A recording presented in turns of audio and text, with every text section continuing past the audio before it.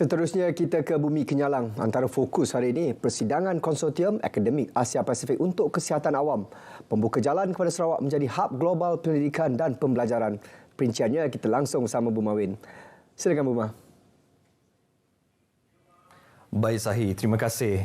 Persidangan Konsortium Akademik Asia Pasifik untuk Kesihatan Awam APACPH ke-54 membuka jalan untuk Sarawak menjadi hub global dalam penyelidikan dan pembelajaran kesihatan awam. Menurut Timbalan Premier Sarawak Dato' Amar Profesor Dr. Sim Kui Hian, matlamat kerajaan negeri adalah untuk meletakkan Sarawak sebagai hub perkhidmatan penjagaan kesihatan. Jelasnya Sarawak telah menjadi benteng inovasi dan kemajuan penjagaan kesihatan. Pembangunan Pusat Kanser Sarawak dan pelaburan di Pusat Penyakit Berjangkit Sarawak adalah bukti komitmen Sarawak terhadap infrastruktur penjagaan kesihatan. Semasa menavigasi ke arah menjadi sebuah institusi penjagaan kesihatan global, Sarawak menekankan kepentingan penyelidikan klinikal dalam membentuk dasar kesihatan negara dan meningkatkan kehidupan rakyat. Beliau berkata demikian menerusi teks ucapan yang dibacakan Timbalan Menteri Kesihatan Awam, Perumahan dan Kerajaan Tempatan Sarawak Dato' Michael Tiang Ming Ti pada Apex ke-54 di Pusat Konvensyen Borneo Kuching. Dalam pada itu, Dato' Ahmad Dr. Sim berkata persidangan ini menyediakan platform unik untuk memudahkan pertukaran pengetahuan serta melaksanakan sesi dialog. Beliau turut meniru peserta memanfaatkan peluang, berkongsi pengalaman serta membincangkan cabaran yang dihadapi dan meneroka penyelesaian inovatif untuk mengukuhkan kesihatan awam di wilayah masing-masing. Lebih 400 peserta dari 28 negara termasuk Malaysia menyertai persidangan tersebut. Baik, persidangan Malaysia Urban Forum 2023 MUF 2023 Anjuran Urbanis Malaysia dengan kerjasama Dewan Bandaraya Kuching Utara DBKU selaku tuan rumah akan diadakan selama 5 hari bermula Sabtu ini di beberapa lokasi di Bandaraya Kuching. Timbalan Menteri Utiliti dan Telekomunikasi Sarawak Datuk Dr. Abdul Rahman Junaidi memberitahu pada sidang media di Kuching hari ini dia dimulakan di Pustaka Sarawak pada Sabtu melibatkan perhimpunan akar umbi, manakala hari Ahad diadakan perhimpunan perniagaan di Mahkamah Lama Kuching selain acara Kuching Car Free Morning dan lawatan Technical City Events.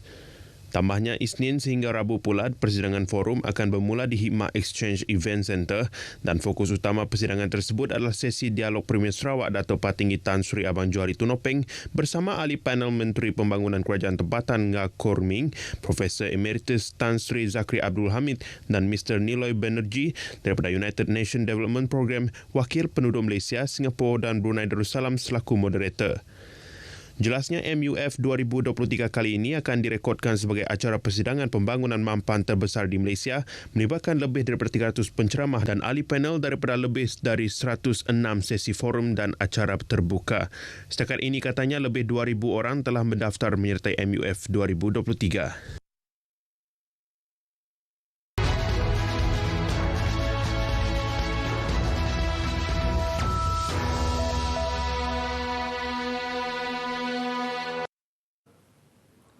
Saudara, suara dan keluhan rakyat di Bintulu terus diberi perhatian oleh kerajaan dalam suasana kesibukan kempen bersempena pilihan raya kecil PRK Dewan Undangan Negeri Dun Jepak. Para pemimpin turun padang untuk mengatasi pelbagai isu. Baik, kita bersama Firdaus Arasi Idris untuk mengetahui perkembangan dari Bintulu. Firdaus, silakan. Terima kasih Buma. Assalamualaikum dan salam Malaysia Madani.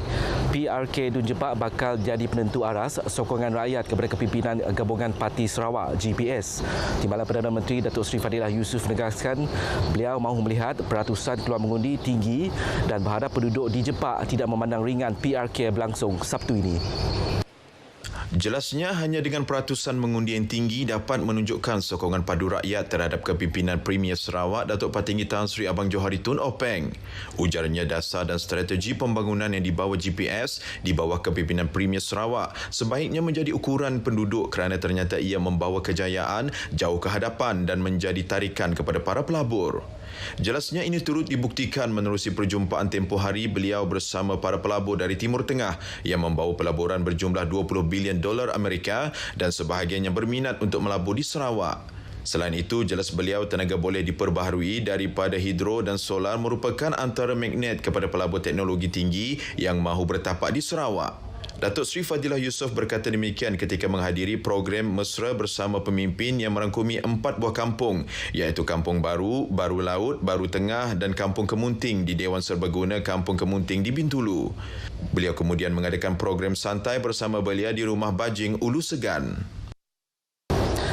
Sementara itu, Datuk Seri Fadilah Yusof menekankan bahawa kerajaan terus memberi perhatian dan mendengar keluh kisah rakyat dan ia bukan hanya semasa musim pilihan raya, tambahnya dengan mandat yang diberikan rakyat, setiap suara adalah amat penting bagi kerajaan tidak kira masa.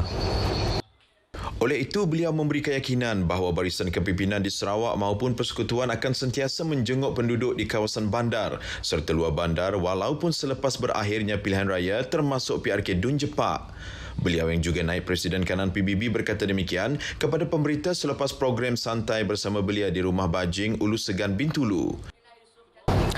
Pemimpin yang mengetahui budaya dan politikal di dalam parti yang diterapkan dalam Parti Pesaka Bumiputera Bersatu Sarawak PBB membolehkan semua parti bersatu hati dalam komponen gabungan Parti Sarawak GPS dalam membangunkan dan menyokong pelaksanaan pembangunan Sarawak.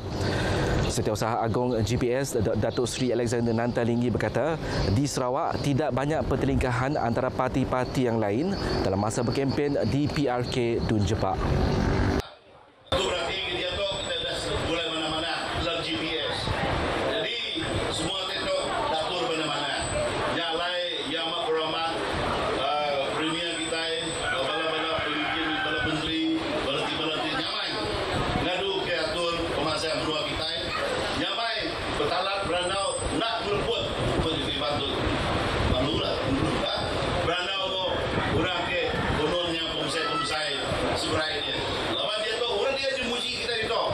Beliau berkata demikian semasa majlis pemimpin bersama rakyat di Rumah Panjang Philip Bagong, Jalan Ulu Sebauh, Bintulu.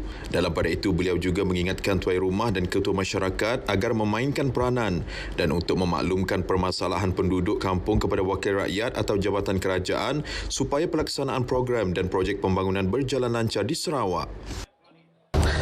Sekian perkembangan dari Bintulu. Saya Firdaus Asyidris, dari sungai hingga ke segara, Palestin pasti mereka. Kembali bersama Buma di studio ATM Kuching. Silakan.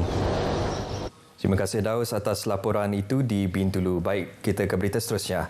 Pelaksanaan projek pembinaan sekolah berpusat iaitu Sekolah Kebangsaan SK Kujang Mawang setakat ini mencapai 20% siap. Menurut Menteri Pendidikan, Inovasi dan Pembangunan Bakat Sarawak, Datuk Seri Roland Sagawiin, ia sekaligus telah melebihi sasaran asal iaitu 15%. Berdasarkan laporan JKR Serian, kerja pembinaan telah bermula 23 Februari 2023 dengan nilai kos kontrak RM23 juta.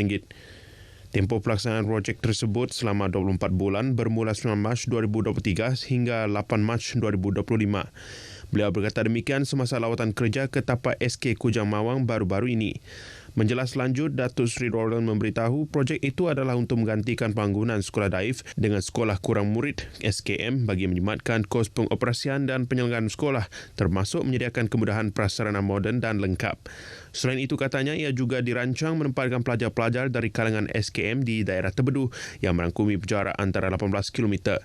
Untuk rekod pada 2017, Jabatan Pendidikan Negeri Sarawak telah mengenal pasti sebanyak 651 buah SKM di seluruh negeri ini yang mana 263 buah daripadanya boleh digabung menjadi 49 buah sekolah. Projek tersebut merupakan fasa ketiga dalam program rancangan Malaysia ke-11 Sekolah Daif di Negeri Sarawak.